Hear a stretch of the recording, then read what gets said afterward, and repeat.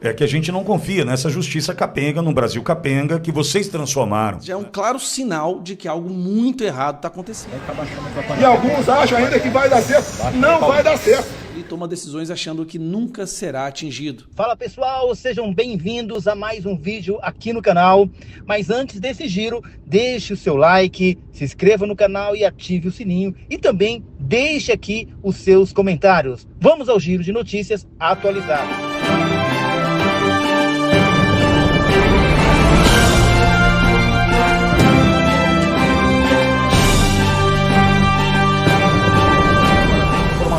Na voz de João Victor Teófilo. Fala, João.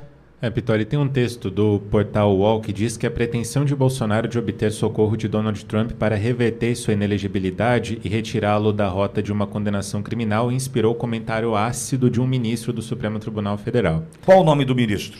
Também gostaria de saber, Pitori. Ah, não tem na matéria? Não tem na matéria. É aquele famoso quem? Minha fonte aqui. Entendi. Abre aspas. A hipótese de interferência do presidente dos Estados Unidos em decisões de cortes superiores do Brasil não pode ser vista senão como uma piada. No momento, o ex-presidente Bolsonaro precisa de uma boa defesa técnica. Isso não é algo que ele possa obter na Casa Branca.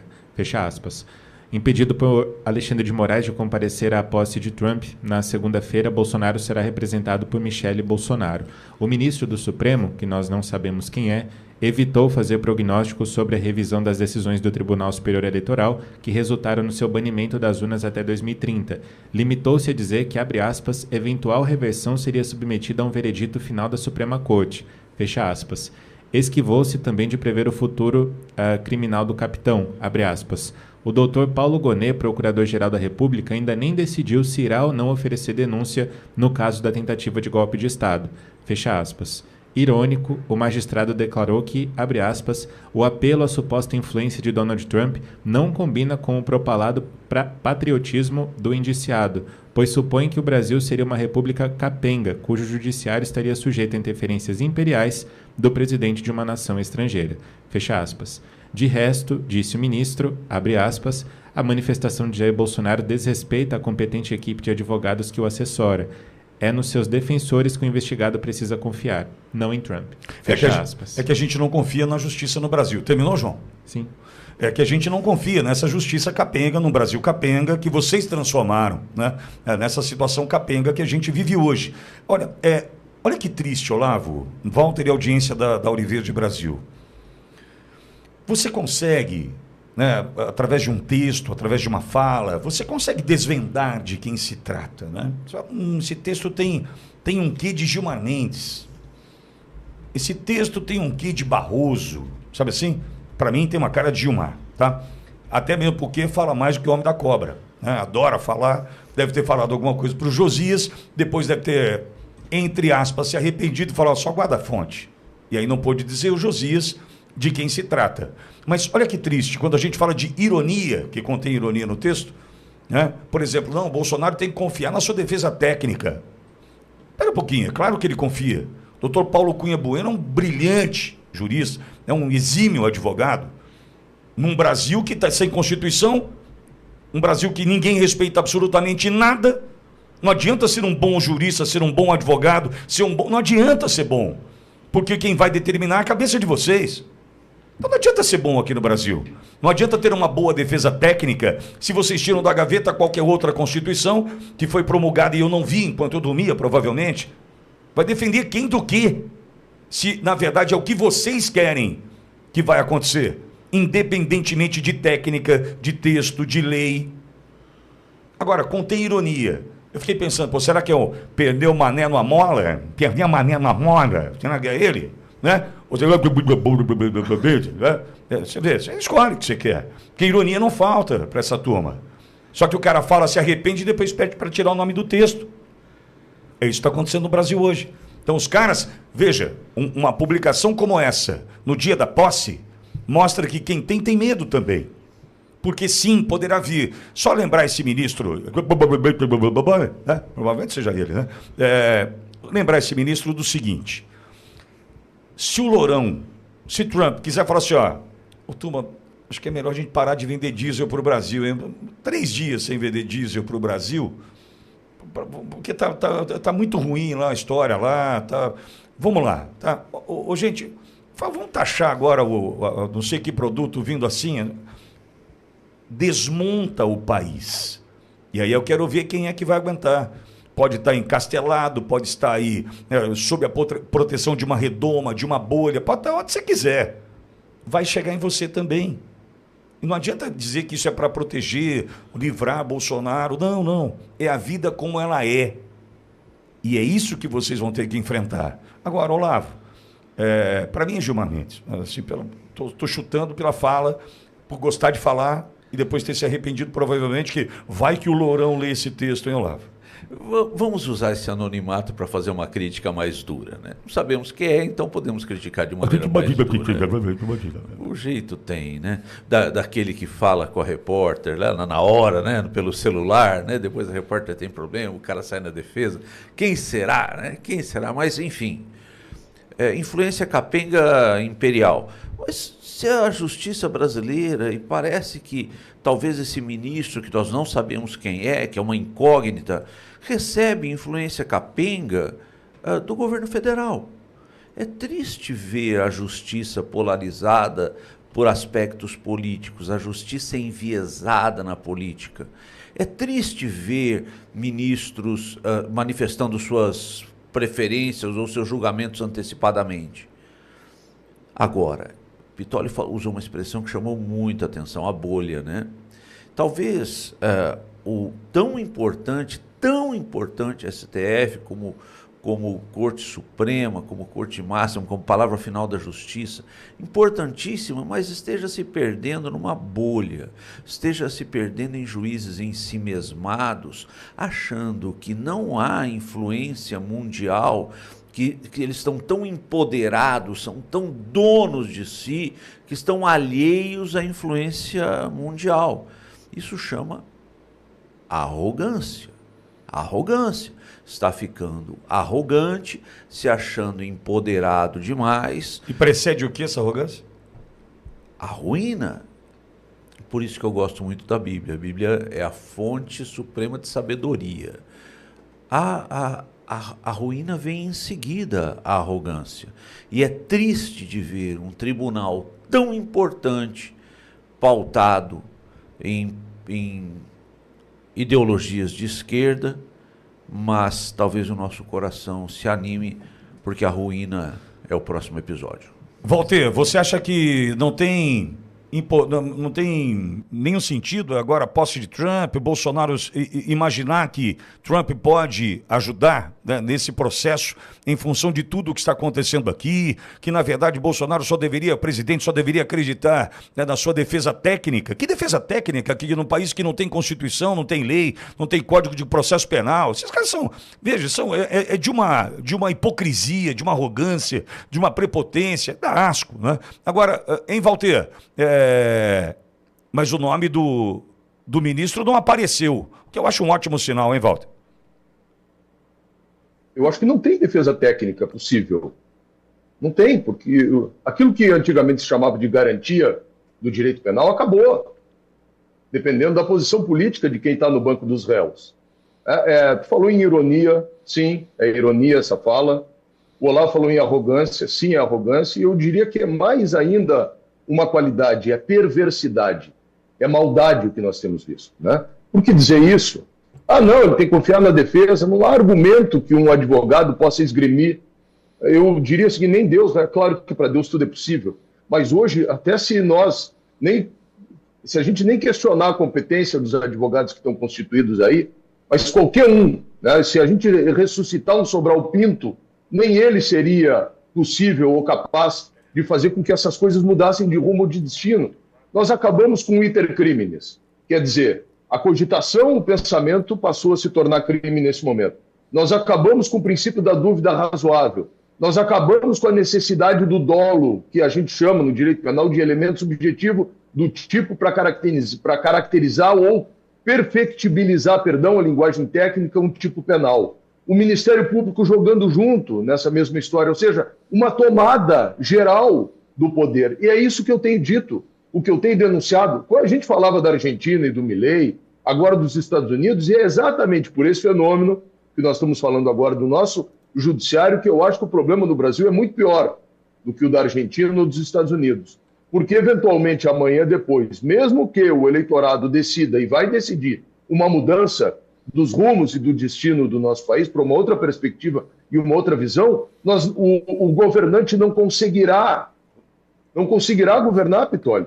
E aí nós vamos chegar num impasse, né? Porque toda vez que alguém tentar, um presidente, vamos imaginar um cenário aí futuro, o presidente Bolsonaro consegue ser reabilitado, aí ele começa a governar, e ele tenta uma medida como desses decretos, e aí na semana seguinte o Randolfo Rodrigues entra no STF, aí o STF concede uma liminar, susta uma medida do presidente que teve 60 milhões de votos, e portanto tem autorização do povo para fazer. E aí o presidente tem que enfrentar o STF. O que o STF faz? Diz que isso é uma postura antidemocrática e desrespeitosa com as instituições. Então acabou.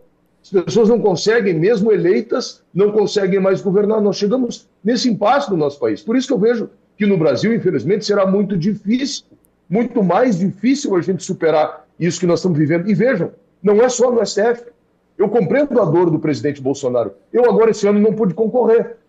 Eu tive, entre outras ajudas aqui, um dos líderes do movimento Prerrogativas, que é meu amigo, o doutor Lênin Streck, faço questão de citar o nome dele. Por quê? Porque eu disse que a autodenominada bancada negra era a bancada negra, que isso era fruto de identitarismo, que eles não tinham tradição política e alguns tinham pouca qualificação. Transformaram isso num crime de racismo, absurdamente, algo que não faz parte da minha história, porque para nós inventam crimes. Sem isso que eu estou falando, sem o elemento subjetivo. Aí a gente vai lá com os melhores advogados, doutor Daniel Bials, que é de São Paulo, doutor Amadeu Weimar, aqui no Rio Grande do Sul, os meus, enfim, esgrima as melhores defesas. Não é possível. Semana passada, o ministro Rogério Schetti, aí do STJ, não conhece o meu recurso especial admitido aqui, diretamente no Tribunal de Justiça do Rio Grande do Sul, com um recurso extraordinário, também dizendo e admitido de forma direta que a minha imunidade parlamentar como vereador, porque eu estava refletindo a respeito do resultado eleitoral das eleições de 4 anos atrás, tinha sido violada. O ministro Schetti, que tinha sido nomeado lá no governo, e que, da presidente Dilma, e que todo mundo tinha como um bom ministro, um ministro garantista, respeitador das leis, quando chega na seara da questão política, acaba o garantismo. Então é isso que a gente está vendo. O Ministério Público, infelizmente, o Judiciário de um modo geral. E aí é o seguinte, nós não precisamos nem conjecturar qual é o ministro, Pitoli, porque do jeito que está, essa frase dita assim, infelizmente, tristemente, poderia caber na boca de qualquer um de suas excelências, ou até do chefe do Ministério Público, ou quem sabe até do próprio STJ. Não vamos esquecer daquele outro ministro que disse que missão dada é missão cumprida. Não vamos esquecer do que o CNJ tem feito hoje. Então eu volto no ponto. O principal problema do nosso país é a questão do judiciário, que torna o Brasil sui generis, diferente do que está acontecendo na Argentina, diferente do que está acontecendo nos Estados Unidos, e a solução do nosso impasse muito mais difícil.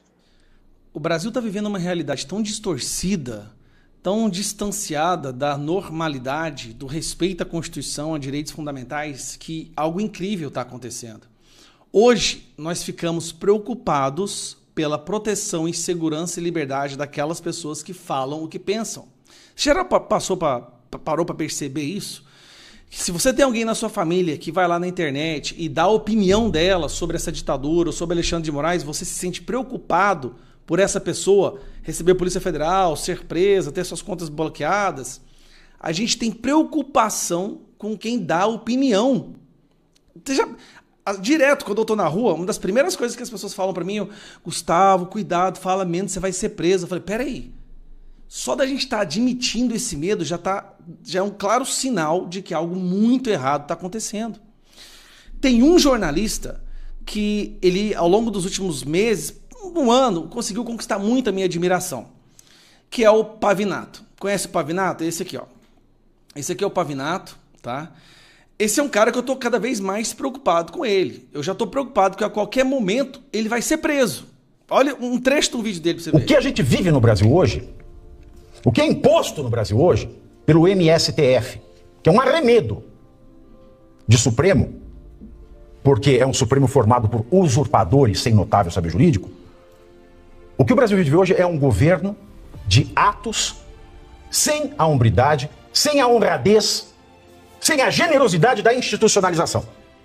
Falam de AI-5. O AI-5 foi um ato institucionalizado. Um ato institucional. Você sabia o que tinha ali. Hoje a gente vive atos de acordo com os caprichos de 11 salazarizinhos e a depender do humor deles, nós...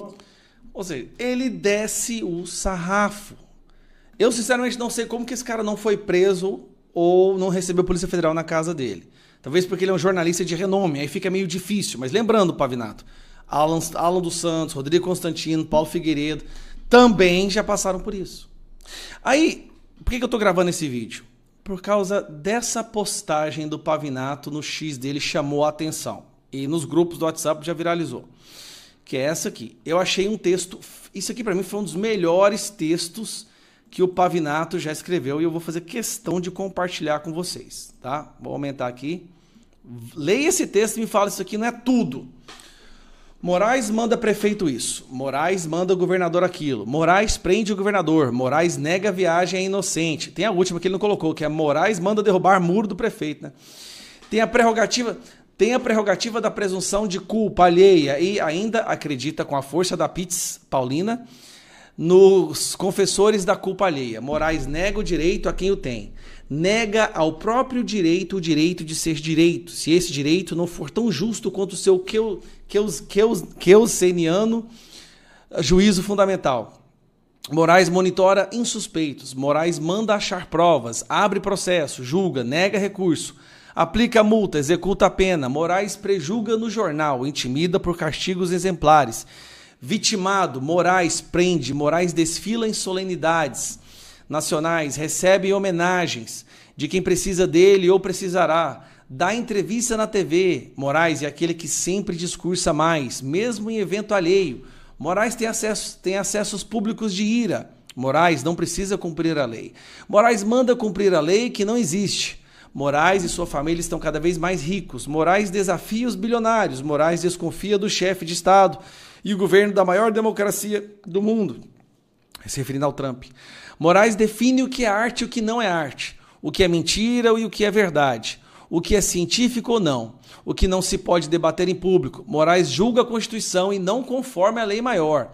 Moraes apequenou seus 10 colegas, interrompe-os, repreende-os em público, tenha dó, usurpa-se o nome supremo e encoleira o CNJ. Moraes não se deixa investigar porque nunca erra, porque sabe o que é melhor para todos e sempre. Ninguém pode duvidar nem reclamar. Não pode e não deve sob os rigores do monopólio da uso da força policial. A vida de Moraes vale mais que a vida de qualquer outra pessoa. O que seria criminoso para qualquer brasileiro, para Moraes é o legítimo fardo do líder. Aquele fardo de um homem branco descrito por Rudyard Kipling ou até mesmo do motorista de uma perua Kombi, que, num impasse, atropela sem pestanejar um casal de idosos a fim de salvar meia dúzia de passageiros amigos. E, se algum jornalista noticia o fato, é certo que o inquérito dessas duas mortes se voltará contra o autor do relato. Quem poderá dizer que Moraes está errado? Afinal, por qualquer razão que se perceba, confirmará o mais prático dos solipsistas. A melhor democracia que existe é, sem sombra de dúvida, aquela na qual a minha vontade sempre vence. Perfeito. Agora eu vou te falar uma coisa. Eu não sei como que o Pavinato ainda não foi preso. Porque ele é uma das poucas pessoas hoje do mundo do jornalismo brasileiro, que não estou falando dos que não tiveram que fugir ainda não, que ainda estão aqui, que são jornalistas profissionais, que se atrevem a dizer a verdade. Eu acho que tem eles, Augusto Nunes... Ali, quem mais? Ele, Augusto Nunes, eu não consigo pensar no outro agora. Que mora no Brasil, porque a maioria já está tendo que fugir daqui, ou já teve até mesmo a sua prisão decretada. Esse é o Brasil que a gente vive. Alexandre Garcia, um jornalista que ainda fala a verdade, mas não fala de forma tão contundente quanto o Pavinato está falando. Então, assim, eu me sinto hoje preocupado por um jornalista renomado que ainda se atreve a falar a verdade. Que com certeza poderá vir a sofrer a ira democrática de Alexandre de Moraes. Você está entendendo? Algo muito errado está acontecendo quando você teme pela vida e liberdade daqueles que expressam suas opiniões em uma democracia. Tem algo muito errado. Eu tenho certeza que você, pai, mãe, você que tem filhos, você que vê seu pai postando, sua mãe, que você se sente hoje preocupado, com medo de postar e com medo das pessoas que você ama opinar sobre política nas redes sociais, porque elas podem ser perseguidas. Está errado, gente. Ter esse medo de não só de nossa própria liberdade, mas do próximo, tem algo muito errado está acontecendo. Mas esse é o Brasil que a gente está vivendo agora. E se reclamar demais, Polícia Federal na sua casa. Se você questionar... Olha, gente, a gente está numa situação tão catastrófica onde a maior emissora de notícias do Brasil, que é a Rede Globo, teve uma jornalista falando há 2 dias atrás que questionar medidas públicas é crime. Parece brincadeira o que eu estou falando, mas a Cantanhede disse abertamente: questionar medidas públicas é crime. Sabe o que isso me lembra? Isso me lembra isso aqui, ó. Aqui, ó. Questionar... Você sabe quem é essa pessoa? Questionar medidas públicas é crime, né? Ditador da China. Criticar ou desacreditar políticas públicas é crime. É o Brasil. O Brasil virou isso aqui, ó. Isso aqui é a principal repórter da Globo hoje em dia. A gente tem que reagir, gente. Hoje esse ano 2025 é o ano da gente reagir. Não pode dar certo, mas não tem como dar certo. Quando você vê um bebum dirigindo um carro, não tem como dar certo. Um homem que não tem compromisso com a família, um homem que diz que os maridos amam mais as amantes do que as esposas. Eu estou triste com a partida da minha esposa, eu a amo, diferentemente dele. É um cara que não tem nada a oferecer para nós, nada, zero. E alguns acham ainda que vai dar certo. Não vai dar certo. Pois não. Vamos lá. Vou processar o Haddad. Eles não têm o que fazer, sempre me acusam de alguma coisa. Ele falou, inclusive, que eu comprei 100 imóveis sem origem de dinheiro. Isso mesmo? Falou, sim, falou. Tá? Ele pegou meia dúzia familiares meu, do Vado Ribeiro, meia dúzia, e pegou, eles fizeram um trabalho, o que esse meia dúzia de Bolsonaro compraram de 90 para cá, e está como está escrito lá no contrato lá, pago em moeda nacional corrente, é natural. Naquela você comprava até em dólar, começando a 90, comprava até telefone em dólar. E me acusa de ter arranjado dinheiro, fiz a rachadinha, para comprar 101 imóveis. Eu nunca tive um cargo no governo federal, nem de faxineiro. Lá atrás, aquela cola de mel, quando eu assumi, tive problemas com ele. Tá? Depois veio a FHC, você sabe disso, problemas com cola de mel. Depois Lula e Dilma. Nunca tive um cargo no governo, nunca tive um ministério indicado por mim, nunca tive nada. Existe uma expressão em inglês que é mark my words. Basicamente quer dizer grave as minhas palavras, no sentido de escuta o que eu estou te falando, isso vai acontecer. Pois então eu digo, mark my words. A decisão de Alexandre de Moraes vai custar muito, muito caro para ele. Ele acabou de cometer o maior erro da sua vida. Inebriado nessa bolha intransponível que ele vive aqui no Brasil, completamente desconectado com o mundo real, ele toma decisões achando que nunca será atingido, que a justiça, nunca chegará até ele. Só que agora ele mexeu num vespeiro que ele não tem a menor noção das consequências do que estão para acontecer. Isso aí eu posso garantir para vocês. Não é só Donald Trump que tem um alvo agora em cima do Moraes, e nós estamos falando do homem mais poderoso do mundo nesse momento. Mas o Congresso americano também. Como eu havia dito, Moraes tinha 2 decisões, 2 opções. Ou liberava o Bolsonaro para ir, mas ficaria parecendo como se fosse fraco, ou tivesse arregado, o que para o ego e para a vaidade dele seria simplesmente impensável. Ou negava a ida do Bolsonaro à posse do Donald Trump, posaria de fortão no Brasil, mas jogaria o Brasil na lama numa crise diplomática como a gente nunca viu antes, sem falar que com o país mais poderoso do mundo, tendo ele agora como alvo para poder também fazer com que a justiça seja feita. Então vocês podem ter certeza, o que virá por aí, ele não tem nem noção de compreender. O problema é que ele está tão preso naquela bolha de puxa-sacos, jornalistas de esquerda, ele acha que ele é amado, que o que ele está fazendo é bem para a democracia. Ele vai pagar caro pelo que ele está fazendo. Ele vai pagar muito caro. Muitos falam que eu já deveria ter parado de falar sobre ele, mas você pode ser preso. Olha, Na minha opinião, nós já estamos presos num país ditatorial. E eu entreguei minha vida para Deus. Sinceramente, se eu tiver que ser preso, se eu tiver que ter minha vida destruída, a Polícia Federal invadir minha casa mais algumas vezes, eu entreguei minha vida para Deus, eu entreguei minha vida para essa causa e porque eu acredito. Eu não vou arregar, eu não vou deixar de falar. Agora, o Moraes, sim, ele vai sofrer grandes consequências. Vocês se lembram dessa pessoa aqui, ó? Maria Elvira Salazar, deputada federal da Flórida. Foi através do Adam Smith, né? Chris Smith, a gente conseguiu fazer uma audiência pública nos Estados Unidos. Com muito custo, depois de muitos meses viajando para lá, nós, da Delegação de Deputados Federais do Brasil, conseguimos fazer uma audiência pública. E ela compareceu na audiência pública e, para se preparar para essa audiência pública, ela estudou o que é que a gente estava apresentando. E a gente estava falando sobre a ditadura e a perseguição à liberdade de expressão que estava sendo destruída no Brasil por Alexandre de Moraes. Ela estudou o caso, chegou lá e soltou essa frase que ficou icônica e todo mundo se lembra disso aqui, ó. Unfortunately, while I was doing my research, I just came to the conclusion that now Brazil not only has a convicted felon for political corruption as president, Ignacio Lula da Silva, but now has a totalitarian operator as the Chief Justice of the Supreme Court, called Alexandre de Moraes. Wow. Eu estava aí nesse momento das palmas. As palmas foi a alegria de que alguém finalmente entendeu a situação do Brasil. Thank you.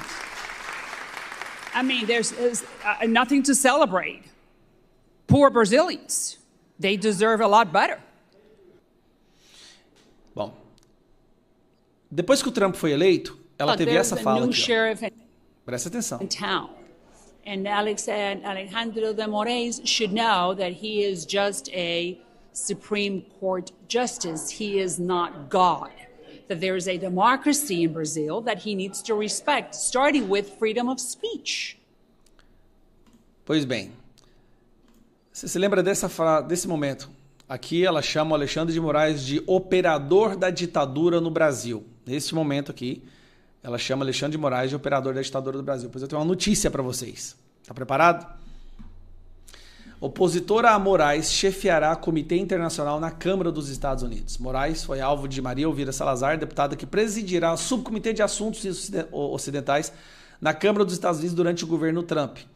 Então ela vai ser chefe de um comitê que faz parte do Comitê Internacional da Câmara e Assuntos Ocidentais. Nós estamos no Ocidente. Através dela, várias políticas de sanções poderão ser aprovadas. Através dela, várias mudanças nas relações diplomáticas de Brasil e Estados Unidos poderão ser aprovadas. Através dela, novas audiências públicas para ouvir o povo brasileiro do que está acontecendo no Brasil poderão acontecer. Através dela, o Brasil passa agora a ter um contato direto. Nós temos um contato direto com grandes nomes do parlamento americano para que eles possam entender o que está acontecendo no Brasil. E ela é muito próxima do Donald Trump. O cerco está fechando. É assim, uma coisa que a gente percebeu há um ano atrás é que a situação aqui no Brasil está tão alarmante, está tão absurda, tão surreal, que ela não ia durar por muito tempo. E eu garanto para vocês, não vai durar por muito tempo. Pode me prender, pode destruir minha vida, eu não tenho apego a nada na minha vida hoje, eu entreguei minha vida para isso aqui. Mas nós vamos viver em um país livre, sim. E essa dinastia do Alexandre de Moraes um dia vai fazer parte do nosso passado. Nós vamos olhar para isso, aprender, criar dispositivos para que nunca aconteça novamente. Um abraço.